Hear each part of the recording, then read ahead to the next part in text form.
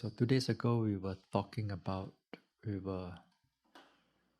looking into the sloth and torpor, the dullness and drowsiness of the mind, or the laziness of the mind.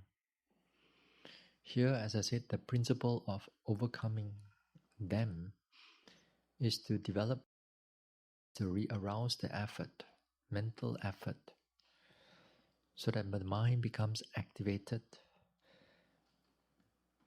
While we are activating it, also at the same time we try to see their true nature, the nature of this dullness, laziness, heaviness of the mind, the sinking mind, the dark mind, dull mind. So they come in different forms, different ways. Pay attention to them. You see them, how they arise, how they sustain, and sometimes how they disappear. The mind becomes bright again. Sometimes they arise again. So they come and go, come and go. So not only this way of how we pay attention to them, also we are not able to notice it directly. We can use the indirect method in the sense that we rearouse the effort and the mindfulness using the sitting and touching. Using the sitting and touching, and note the sitting and touching for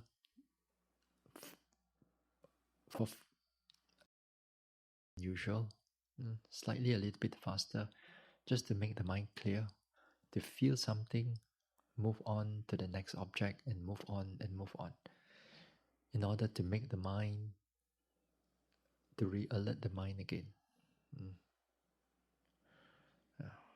So, what else? Perception of light.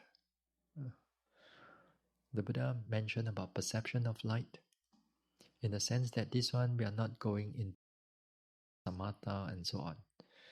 This is just only to recall brightness, a place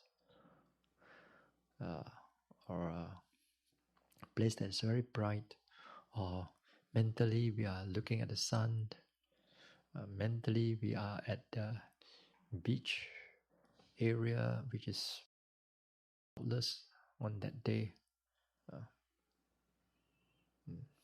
something like that. Just to have that perception of brightness, then it also will help to subside the drowsiness. But this is not a way of vipassana, because you are not seeing the true nature of it. But you're still able to do it, because it helps to subside this one in the right manner. Brightness disappear, then we're back again to noticing the rising, falling, sitting, touching, and so on. Now, if you cannot use that, then get up and walk. Walk a little bit, one face, or stretch out a little bit, wash your face, something like that. And everything doesn't work. Reluctant to say, but have to say. Well, you have to rest. But rest also, as I said, you must not rest for too long. Just half an hour or so, just enough to make the body reduce the tiredness.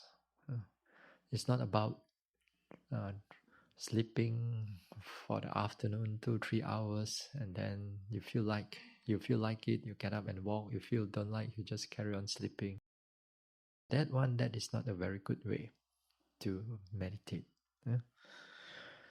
Here, if we do not have schedule for you to walk and sit, many of us will disappear from the meditation hall. They are somewhere, usually in the kuti. There are places I've seen yogis which they do not have all this schedule like walking, sitting. They let the yogis do it themselves. Mostly they whenever they feel like walking, they walk. Whenever they feel like sitting, they sit. Then that is not very good. Because a lot of times our laziness are trying to else and not meditating properly, not meditating energetically. All right. So we cover on the restlessness, thinking mind, overthinking mind, how we can able to overcome them. And also we cover on the drowsiness, dullness. And these things cover a lot of things actually. Because per day there are many sessions we are drowsy. Some sessions we are a lot of thinking, some sessions drowsy, some sessions you are clear. Clear also you know what to do. Drowsiness come, you also know what to do. Sleepiness come, you know what to do. So it's gonna be good. 1 hour at least you know what to do. If not, you only know how to note rising, falling, in breath, out breath, sleepiness come in. You white flag. White flag. Yeah, so the improvement, the development will slow down. Okay. Now, so tonight we'll look into something more familiar. Here I'm looking into the finer ways of how we pay attention to an object. Finer ways of how we note objects. I've been talking about it a little bit here and there. Perhaps it may not be discussion, a topic we can look into it. So tonight I thought of gather it up to note into it, because it also comes from the way how your interview give me an idea how to talk. Now, you do walking, you do sitting, right? Good. No, conceptually, we can divide each and every one of them into two parts. Primary object, secondary object. Okay? Walking, you have primary object, secondary object. Sitting, you have a primary object and you have a secondary object. Okay? Primary object here, that what we are doing here, is the rising and falling of the Secondary object of the sitting is all other sensation. It could be your thinking, drowsiness. It could be itchiness. It could be pain arises. It could be some other sensation, may not be pain, but it's not the rising and falling. Perhaps also included. So these are called secondary objects. So we have primary object as the rising and falling. For here, even like in breath, out breath also is considered a secondary object. But some of you are taking it as a primary object. Never mind. Not to worry about that. In the walking, also the same thing. Anything on your feet area below your ankle, whether you touch or whether you move, the movement itself or the touch itself, all these are considered primary object. Whether you are doing 1 phase, 2 phase, 3 phase, or more phases, does not matter. Here, all the movements or the sensation that you notice around there, consider it as a primary object. Secondary object in the walking is everything. It could be your thighs, it could be your calves, it could be your knees, hips, shoulders, hands touching, hearing, smelling, seeing, all these are considered secondary object. Now, whether primary or secondary object, primary or secondary object, you must regard them as all objects are important whenever prominent. Although we use the word secondary, it does not mean that it has less important than the primary thing. Okay, all of them have the all of them are considered vipassana objects, and they are important whenever they becomes prominent at that particular moment, at that particular time. And I have to emphasize it that all of them, because sometimes yogi, when they meditate, they only regard rising and falling as important. The rest of them are not important because of the word secondary. Yeah, because they read, they read. Sometimes they read primary object, secondary object, primary object, secondary object. Then to them, they regard that the secondary object are not so important. And also, I noticed also over the years of seeing yogis going to places to practice, some yogis are actually being influenced by the teachers, how they meditate. Because sometimes I've met with yogis, they only take up, let's say, rising and falling only. And the rest of all the other objects, they don't consider it as important. Because in the interview, what is the rising and falling? And it doesn't want to know everything else. So what will the yogi think?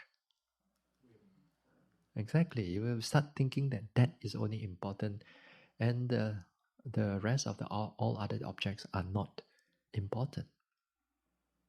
And that, too bad, it becomes detrimental to the yogi.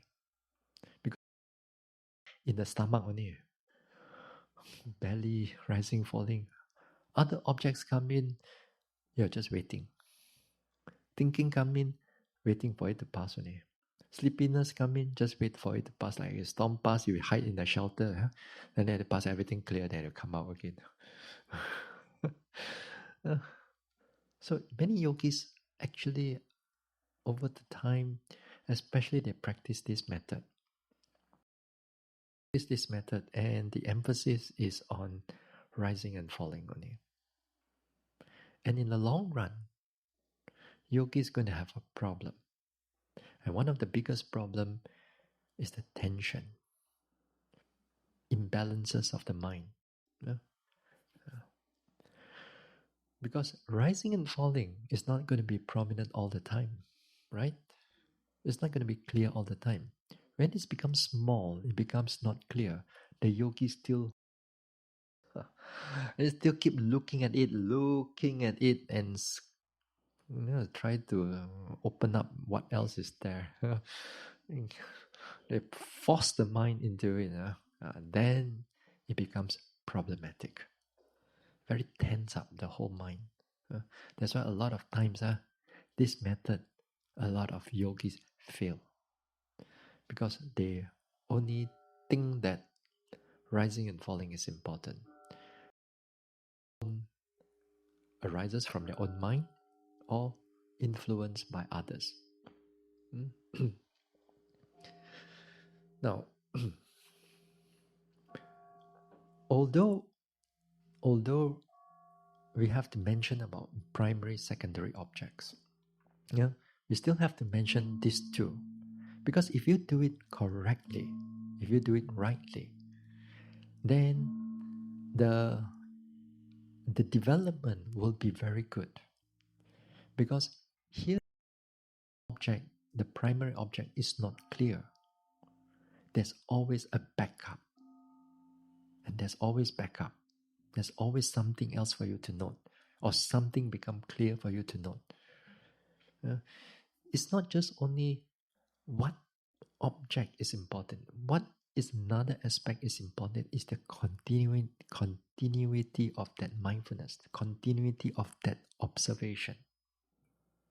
That is another aspect which is important. So yogis tend to regard on just a single object. This single primary object, and again here, sometimes yogi also confuse with samatha meditation. Okay, they confuse with samatha meditation because samatha meditation, we are being taught to take up a single main object, and the rest you don't have to look into it. So as I mentioned, this vipassana is unique. It's totally different. So the mind, you have to be you have to at least know the theory, background theory, how they work. So you have primary, you have secondary.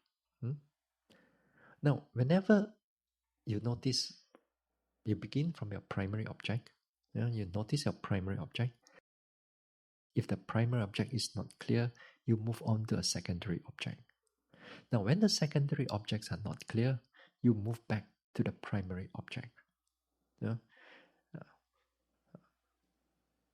Now, saying is easy, but sometimes when you're actually doing it,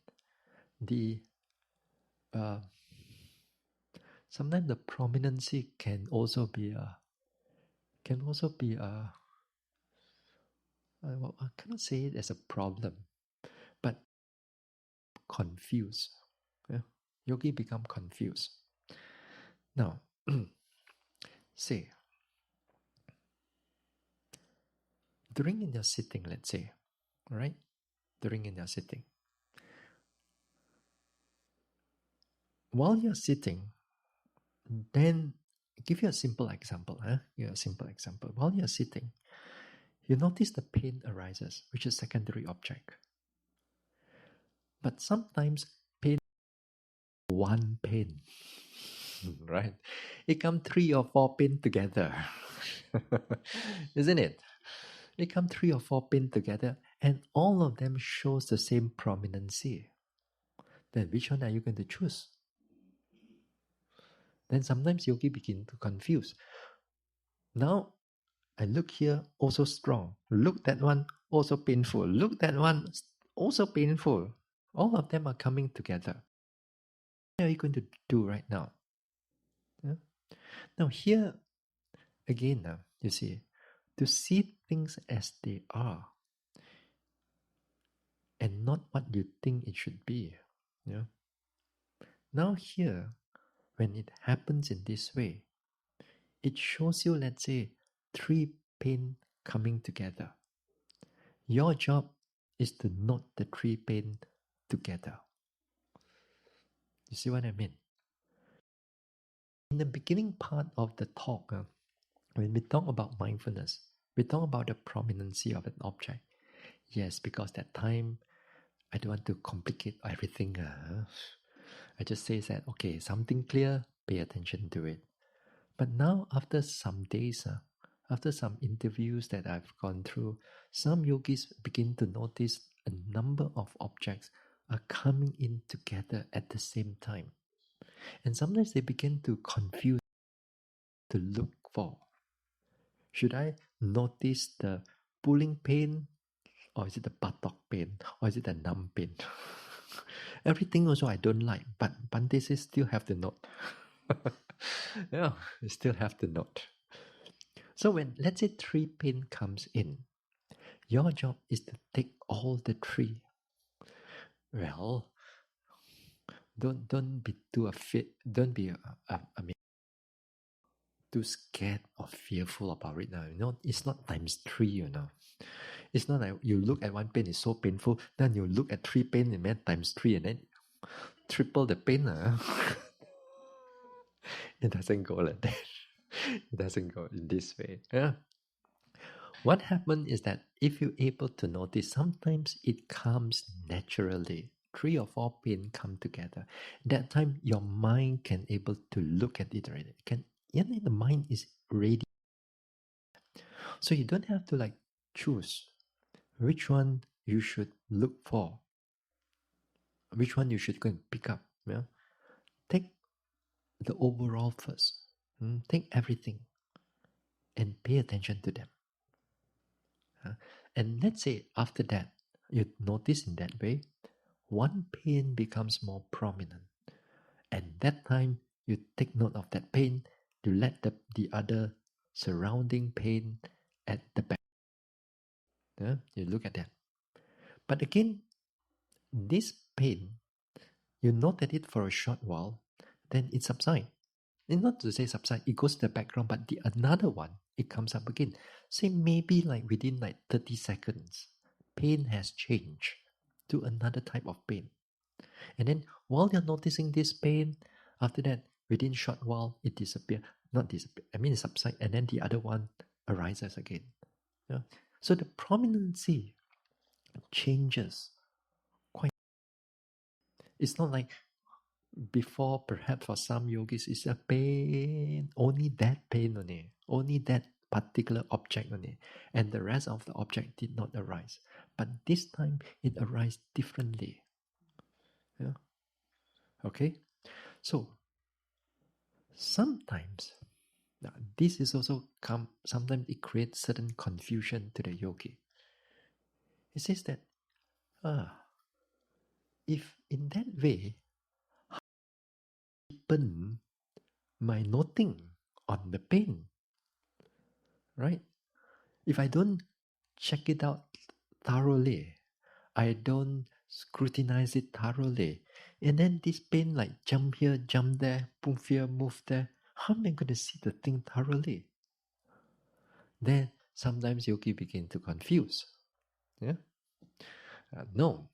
You see, the word thorough, that's why as I said the other day, I cannot use the word refined too much or subtle.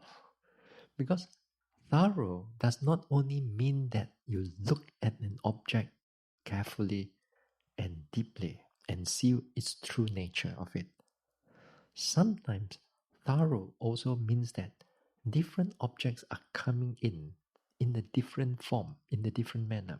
You know that it comes for a short while, it didn't disappear. Another object comes, it goes on. Another object comes, it stays, it disappears, and it comes again, or something all coming in together at once. That is also thorough. That also being able to notice the overall of things as they are.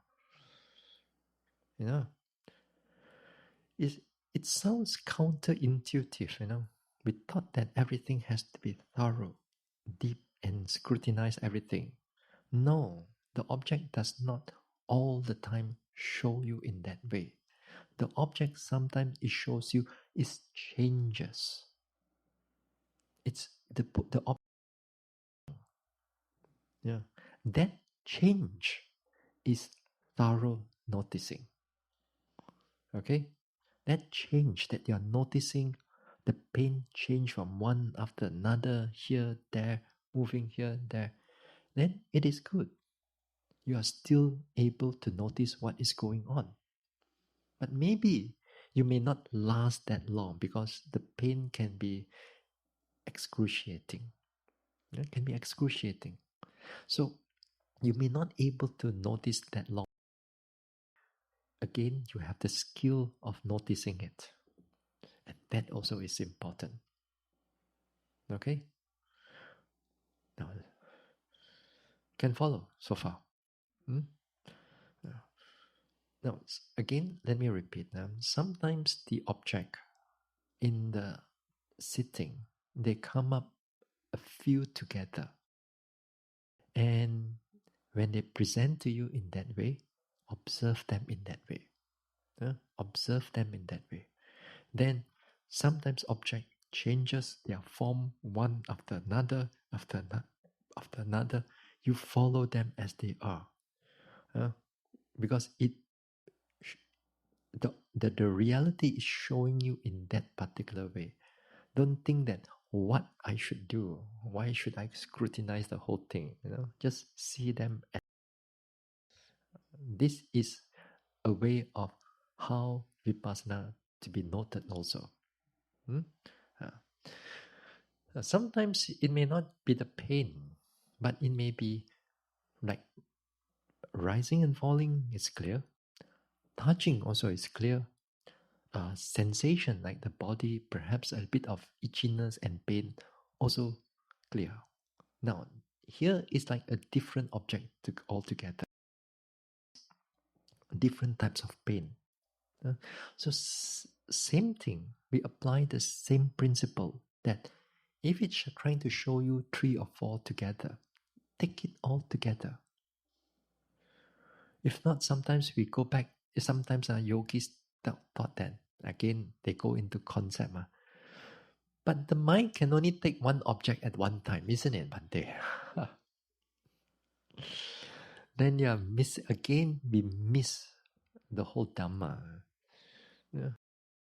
When it says, theoretically, when it says one moment can take up one object, we are talking about 1 million miles per second,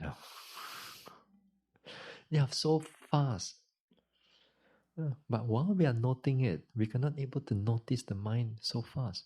But the mind is know how to take up a different object as if like the same time. Yeah. So sometimes I said, put your thinking aside. It will show you something more than what you think it should be. Yeah. So a lot of times, even our Dhamma understanding may not be coincide with what you are observing right now. But the thing is, the deeper that you go into the practice, actually you will see one object at one time. But the time you know that the mind is very fast. This time you cannot see how fast the mind. You only can see different objects coming in. About thinking about the Dhamma, about the Dhamma concept. All you need to do is to let the whatever reality in front of you, which is the actual Dhamma, is trying to show you. So when you notice in that way, you pay attention to them. And it's good to notice them in that way. So that's why I said a yogi must have the skills in all the secondary objects also. In one object and you're not good in another object. Yeah. So therefore, the sitting and touching, if you're not good at it, try to learn to build it up, because it's going to be helpful when the rising falling is not clear or when the drowsiness is coming in. So it can be very helpful.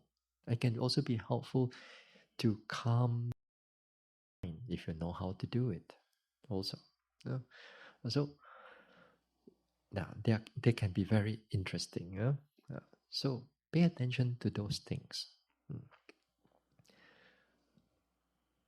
Sometimes for some yogis, as they advance in the development, then their primary object becomes much more, they stay compared to a secondary object. Generally, they stay longer than that. So that time they can sit down. The moment that they sit down, the primary object is already there. The rising falling is already there. This time, a lot of you like beginning to meditate.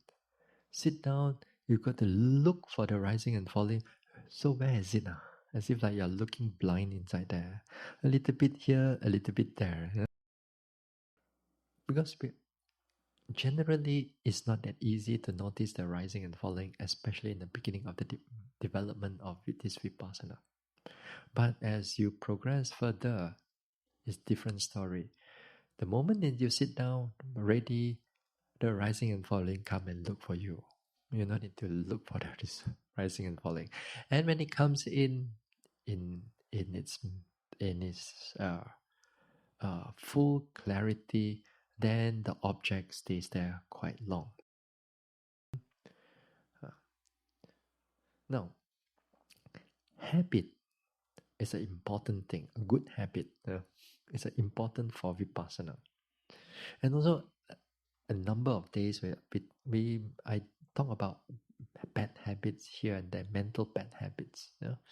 Like we want to overthink about something, we want to over conceptualize something, we want to over proliferate on some idea and so on. Again, here actually is a good habit for vipassana. But that's the nature of the mind. But what is a good habit for vipassana? Is to train your mind, direct your mind to the primary object every time you sit down. The first object that you, when you are ready, go to the rising and falling first. It may sound it in the beginning part. It's not that clear. I have to be persistent. You take note of that. You take note of that rising and falling again and again, whether it's clear or not. Then after that, if it's not clear, look for another object, secondary object. And later on, if the secondary object not so clear, back again, look for the primary object again and again until maybe sometimes, honestly speaking, sometimes it may take you 2 or 3 retreats. It may retreat, but 2 or 3 retreat in order for the mind to become habitualized with the rising and falling. Now, when noting this rising and falling, again here, rising and falling is not what you again here, you must not think of rising and falling is up and down or forward and backward only. There are many patterns of falling can take place. Rising falling can go, sometimes it can go up and down for you. Normally you may have, perhaps you see forward and backward, but sometimes it go up, down, up, down. But sometimes it goes sideways. I mean, it go diagonal, 45 degree, let's say, it go diagonal. Then we start thinking, how could my stomach go sideways? Yeah. Or sometimes it go 90 degree side, really side. Not only diagonal, but side. Or sometimes it goes like the rising and falling. How could it like turning inside there? Or sometimes how could it be like choppy, 3 or 4 rising coming up, 2 or 3 falling, going down? How could that be? Again, here you must put away all your. You got to see it as they are, and it's if you start putting your thinking into it, immediately the whole thing gone. Whatever the truth is covered by your thoughts, and you think that you are right now, because we always think that we are right now. All our thinking is we always hold on to all our ideas and concepts without realizing sometimes we are distorted. So here, don't judge it. Don't judge the rising and falling, and you truly pay attention to the rising and falling, and you take note of it, how it moves, clearly how it moves, how it change, how it move in this way and that way. And sooner or later, a lot of phenomena within that rising and falling, it will show to you. Now, interview. When you come to your interview, you know how your interviewer generally, sometimes many of you during an interview, you tell me what you are very excited about. For example, if the pain, I'm so I wouldn't say excited, but it's kind of like dominant, very strong in your sitting. Then you note the pain, and then you describe. Well, it's not too bad. Then they describe other sensation, describe the sleepiness, describe the thinking, and so on. Describe the rising and falling, so on. But the problem is, for me to understand you, it's like I will think that your pain comes first. That's what you report first. That's what you. Oh, Bhante, sit down on here. Bhante, my pain in this way. That's a very difficult pain. And then after I got sleepiness, and then I got this one. Then I forgot to report the pain. Then I come back to the pain again. So you are not telling me. You're still reporting, which is good. I can still understand you, but to make it better in your, I mean, the reporting has to be to give a general idea chronologically.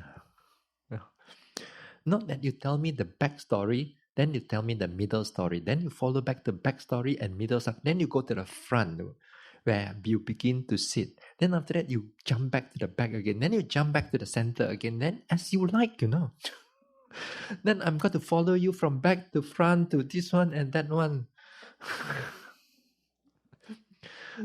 How?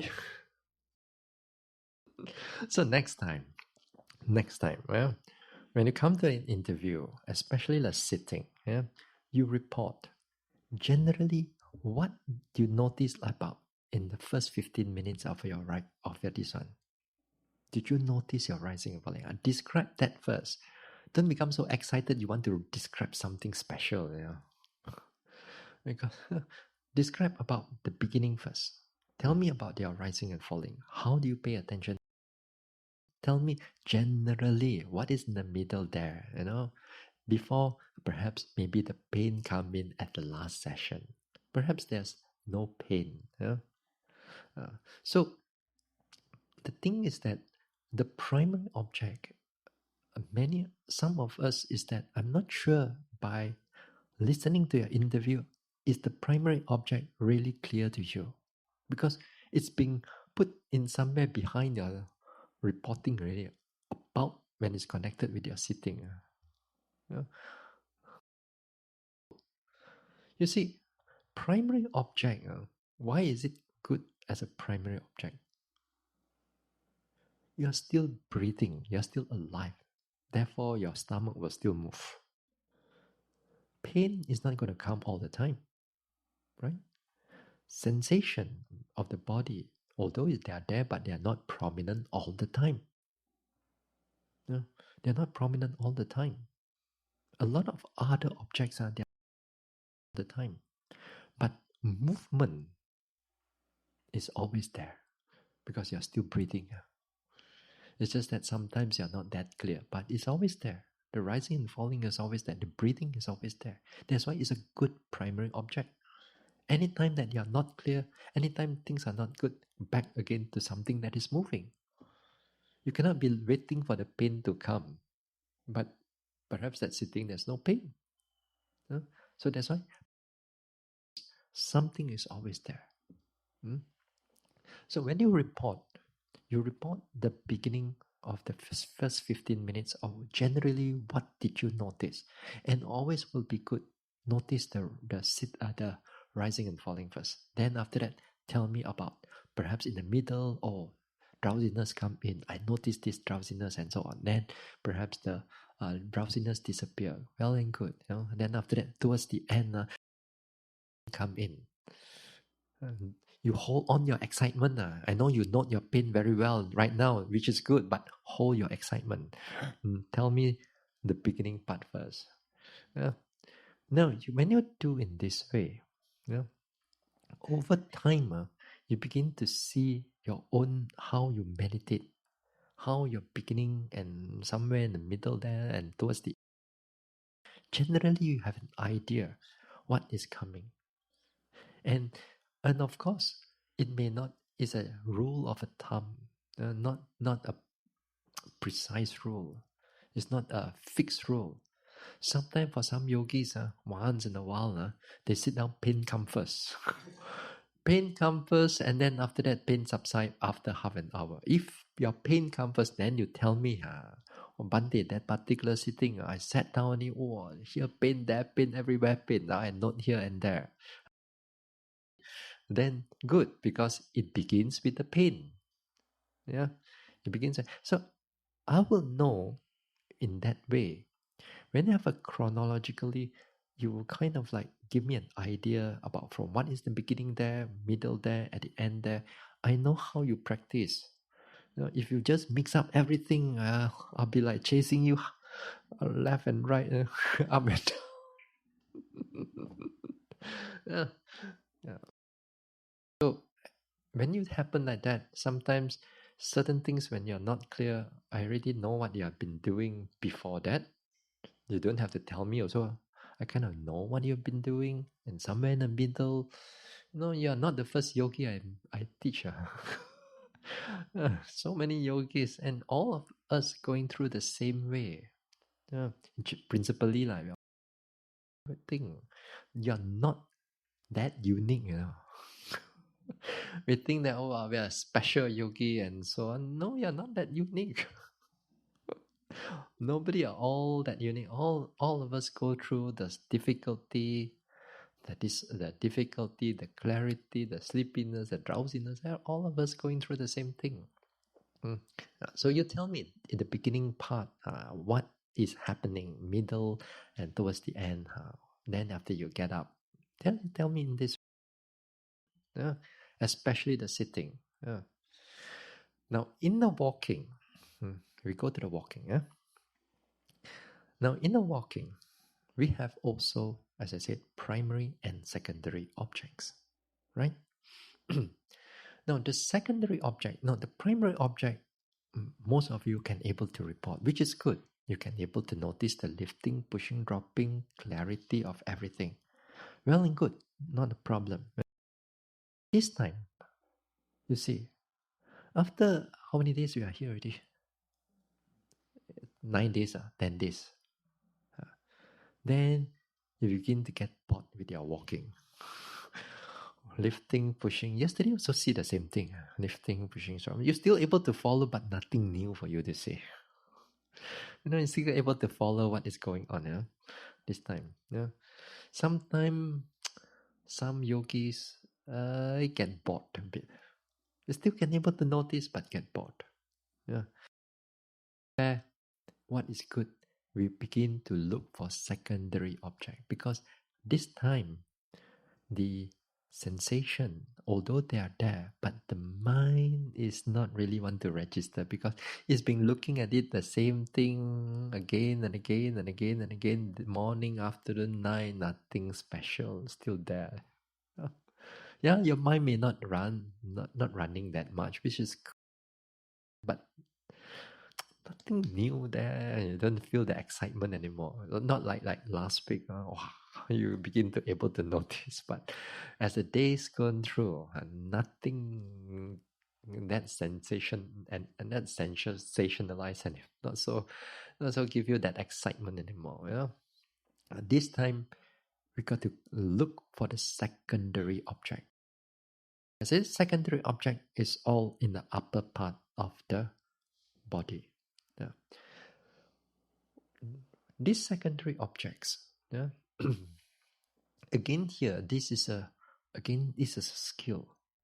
A skill for us to able to be flexible from changing from just a primary object to a secondary object, or change it down again to the primary object. Now, say for example, you walk and you notice that the mind is like running a lot. Right step, left step, right step, left step. The mind is keep on running, and you try to pull it back, but it runs again. You pull it back, it runs again. So this time, what you can do, one of the ways is this: you look at the secondary object.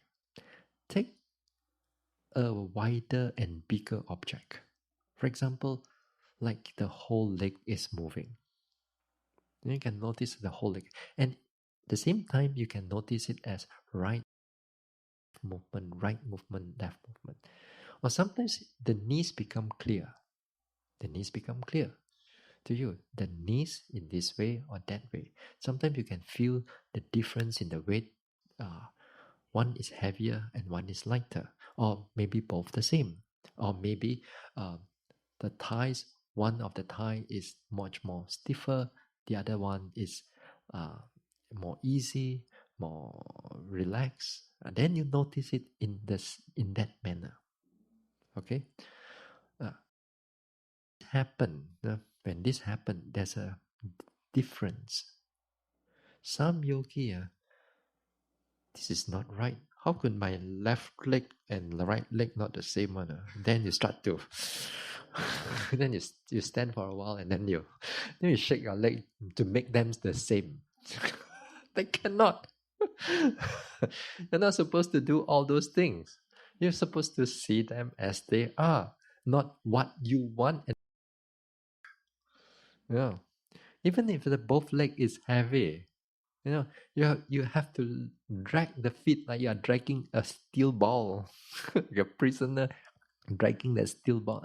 That if it shows you that way, you pay attention to that way. Not as you like, just because you are standing or walking, you just shake all the tension all away. Yeah. Minor things. These are very minor things. In the beginning, maybe first week, I close an eye. My eyes has to be both big or even the third eye also. Yeah.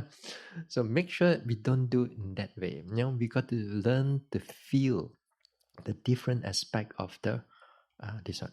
Sometimes, or you can notice the hips too. Like when you're walking, whether in the first phase, second phase, third phase, you feel the hips are swaying, and look at and feel how it sway. Sometimes left may sway a little bit more than the right. Yeah. It sways a little bit more. You just continue that walking, but the attention is on the top. Feel it sway, how it sway, or feel the shoulders too. One shoulder sometimes heavy or lighter, or sometimes there's a slight movement there. Although it's slight, but when you pay attention to it, it becomes expanded. Yeah, expanded, and it's clear. And because of that, the interest that you begin to be interested in to the body again. Then more clarity are coming in. More alertness is coming in. So secondary object is also important. Now, even sometimes you're walking, drowsiness also may come in. No, not necessary. You're walking, there's less drowsiness, but once in a while come in. So here again, drowsiness when it comes in, take note of the secondary object. Take note of wider object. Or maybe just do it like you run the mind from one place to another place, just run around the whole body, just to reactivate the mind. Some of us sleepy or thinking, then your only way is to walk and go around the field, go around the car park, and then one round come back. Well, not, I mean, good, but not that good because you're not noting.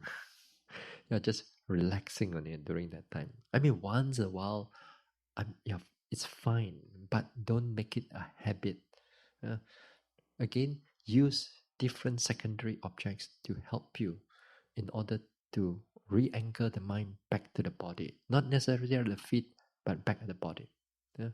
Uh, Sometimes you may feel a pattern of when the secondary shows you pattern of how it is moving. And then that time, be patient, take note of it, maintain that particular speed. Maintain that particular speed and keep noticing how the movement is like. Keep noticing how that's it. Don't, again, here, some people like, while they're noting the differences, the mind keep on thinking, well, is shin bone or connected to my knee bone and connected to my thigh bone and how my nerves and how my muscle and everything. Too much thinking again. Put all these things aside, just learn to feel what is going on with the walking meditation. Uh, Once in a while, like when you walk, you feel warmness in the hand. Then feel it, don't. And then after that, then after that you put at the back. Then after that you put in front. After that you put in the pocket again. No, try even the hands movement.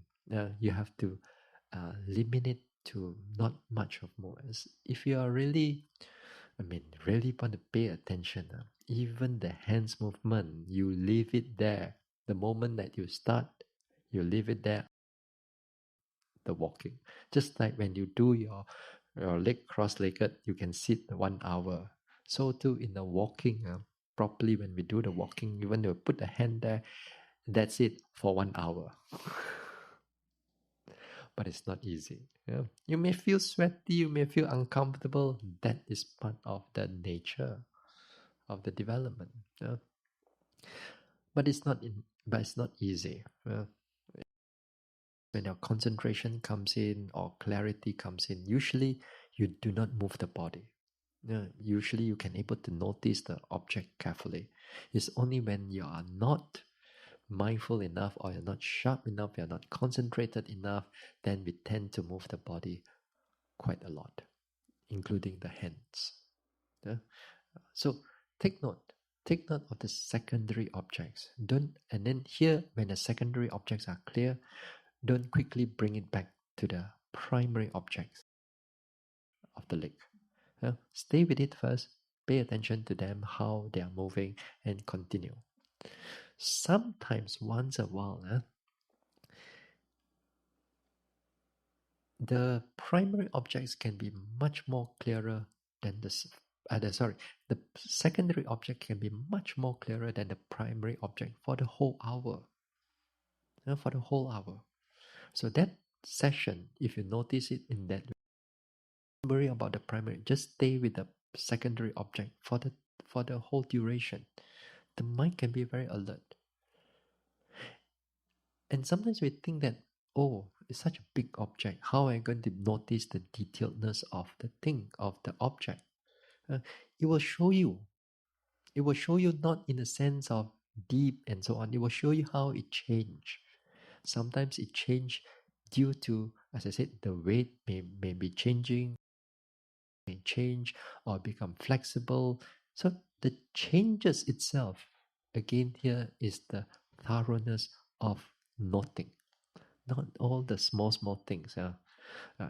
Sometimes in the feet, in the primary object, some of us been noticing, oh, okay, the lifting goes up, and then I notice that the pressure here, the movement there, pushing, I notice. Then when drop, I notice the heel touch down, and then slowly the whole soles touching down, and I can feel the toes here and there. This is thorough. That is clear.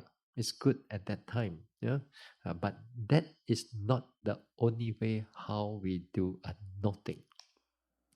Noting also, when it happens in the top of the body, they may not be so small area. They may be a wide area, but their changes is happening there. Okay, so you do that too. You pay attention. You become skillful in the primary and secondary object. Yeah. Sometimes, for example, like when you maybe sitting, drowsiness, so drowsy, and you try this and that, the mind doesn't get up, it doesn't wake up completely. So you get up and to do walking. So to get up to do walking, what is good is that this time, instead of taking a small area of the soul, you take up a bigger area.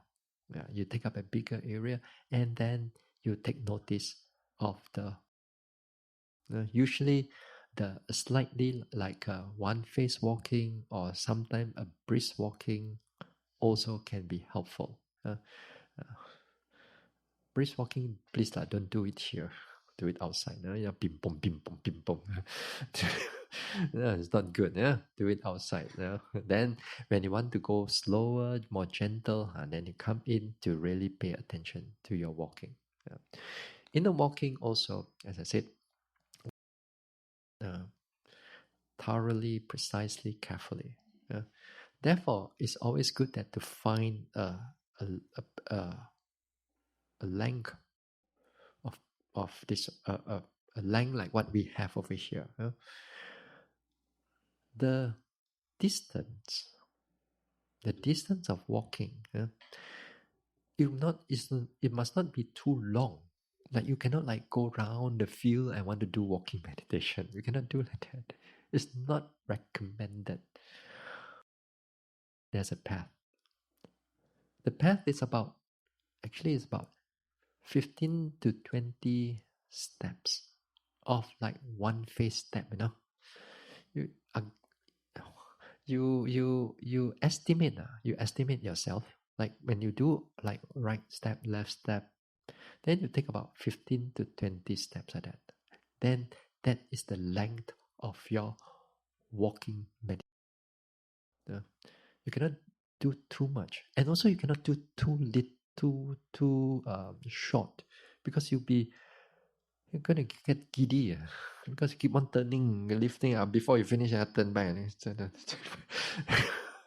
So you cannot do too short. Also, cannot do too long. Too long. Sometimes yogis tend to walk. That is where the distraction comes in. Walking meditation also, you'll find a place that the sight of you is not being distracted by beautiful things or anything. So you got to be very careful with your eyes. So it's always good that walking meditation is in the hall. That actually the hall has all there. Because sometimes a yogi, they walk at the end, they're standing, they look at the Buddha. What is he doing there? Then you scout around that. Oh, the parinibbana. Oh, this one. Oh, that. No, because you get bored with the walking, you see. Then we keep on looking and all the detail of the picture instead the detailedness of their body and their mind. So it's always good that the walking itself, this type of things, and then it's good for this one. Good for walking meditation. Sometimes some of you have done in the past, you like to walk in the garden, the fresh air, the birds and bees and the trees and whatnot. For a while, okay, just to relax, but really want to do a more concentrated walking, you got to find length and you have to control your senses. Then only you can really feel what is going on. So bring attention to the secondary object. Now, sometimes this primary object becomes clear again. The walking, the steps and soles all become clear. Again, you come back. Again, you come back to notice whatever is going on. Now, even sometimes when the walking, there are thoughts coming in. Even the thought, while you're noting the primary object, let's say, and the thoughts is like at the background. They are at the background. They are not like quiet completely. So it's there. But the clarity of the primary object is clearer. So if it happens like that, just let it be. Just keep noticing on the steps. Just keep noticing, or even the secondary object. Because this one here, they are not a prominent object at this time. They are just a background object. But the thing is that sometimes yogi want perfect noting. Zero thoughts. Perfect noting, zero thoughts. And then here you don't want this thing is disturbing my meditation. You want perfect noting. So sometimes it does not happen in that way. So as thoughts that comes in, it does not disturb you. You carry on. You carry on the walk. But let's say the thoughts become a prominent object, become very clear. Then that time you stop for a while. You stop for a while, take note of the thoughts. Restless, thinking, planning. If it subside again, back again, let's continue with the lifting, pushing, dropping, or the sensation. So these things are important. And again, sometimes during in the walking, many of us maybe have a, like you want to fall, become imbalanced. Like walk suddenly, you walk. All of us will have that. The thing is with this is learn to, the falling is part of the natural process of the walking. It's not like it's not perfect. We are not doing a catwalk like a model. you know, Sometimes imperfection is perfectly alright. But what is important, sometimes that you walk and then suddenly the leg like it kind of like spread out a little bit. Watch it. Pay attention to it. Be aware of it. Don't become like, don't know whether others are looking at me or not. The sense of the eye comes back. Just because you tumble. Nobody cares actually. But because of the eye, then the conceit is there. So if happens in that way, the walking is in that way, then pay attention to it also. Watch it, stay there for a while, keep the mind steady, and then after that continue again, lifting, pushing, dropping. Then therefore there's always a continuity of that mindfulness. It's not it's not should be perfect. It's about that continuity that is important. Mm? So generally for walking and sitting, you do it in that way. Mm? Okay. So this is something for tonight. So we'll continue on another topic tomorrow. Okay.